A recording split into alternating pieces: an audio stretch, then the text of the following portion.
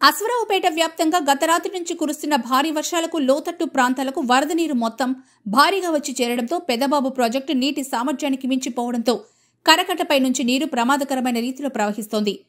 అశ్వరావుపేట మండలం గుమ్మడవల్లి గ్రామంలోని పెదవాగు ప్రాజెక్టు గేట్లు ఎత్తివేయడంతో నారాయణపురం గ్రామంలోని కట్ట మైసమ్మ ఆలయ పరిసర ప్రాంతాల్లో వ్యవసాయ పనులకు వెళ్లిన కూలీలు, రైతులు వరద నీటిలో చిక్కుకుపోయారు.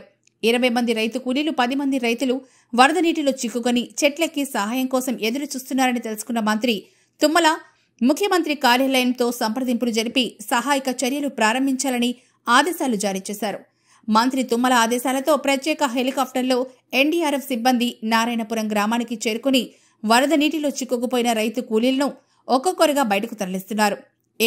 ఎగువన కురిసిన వర్షాలకు భారీగా వరద నీరు పెదవాగు ప్రాజెక్టులోకి చేరుతూ ఉండడంతో గేట్లు ఎత్తినప్పటికీ కరకట్టపై నుంచి నీరు ప్రవహిస్తుండటంతో ప్రాజెక్టు ఆయకట్టు గ్రామాలైన గుమ్మడివల్లి, రంగాపురం, వడ్డె రంగాపురం గ్రామాలను అధికారులు ఖాళీ చేస్తున్నారు. భద్రాద్రి కొత్తగూడెం జిల్లా కలెక్టర్ జితేష్ పాటిల్తో సంప్రదింపులు జరిపిన మంత్రి తుమ్మల తక్షణమే పెదవాగు ప్రాజెక్టు దిగువనున్న గ్రామాల్లోని ప్రజలందరినీ సురక్షిత ప్రాంతాలకు తరలించాలని ఆదేశాలు జారీ చేశారు.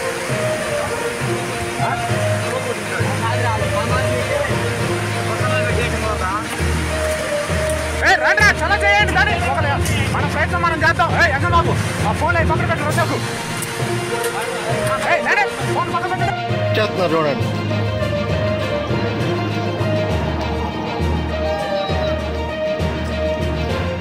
ఒకళ్ళు లిఫ్ట్ చేశారు, ఇప్పటికి ఒకళ్ళు ఎక్కించారు, ఒకళ్ళు లిఫ్ట్ చేశారు.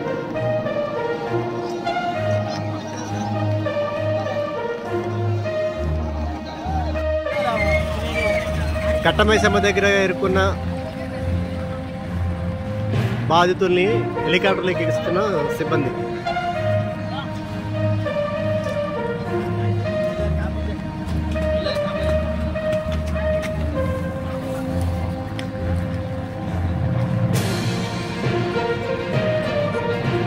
ఫోన్ ఛార్జింగ్ ద్వారా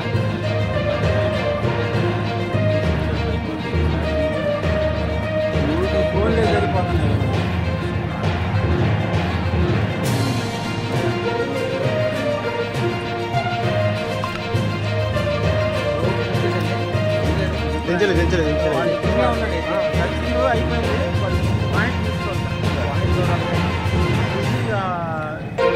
చూడండి కింద నీళ్ళు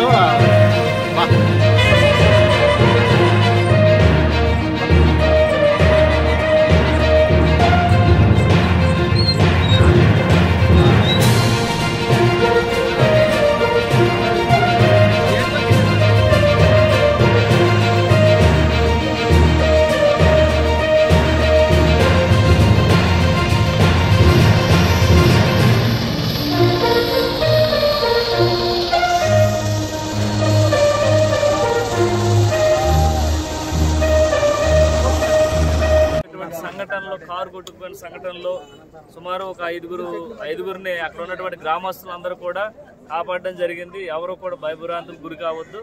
అలాగే ఇక్కడ కట్ట మైసమ్మ గుడి దగ్గర ఏదైతే ఈ గ్రామస్తులు ఒక 25 మంది 30 మంది ఇబ్బంది పడే పరిస్థితి వాగులో ఉన్నారు. వారికి కూడా ప్రభుత్వం నుంచి హెలికాప్టర్ వస్తుంది.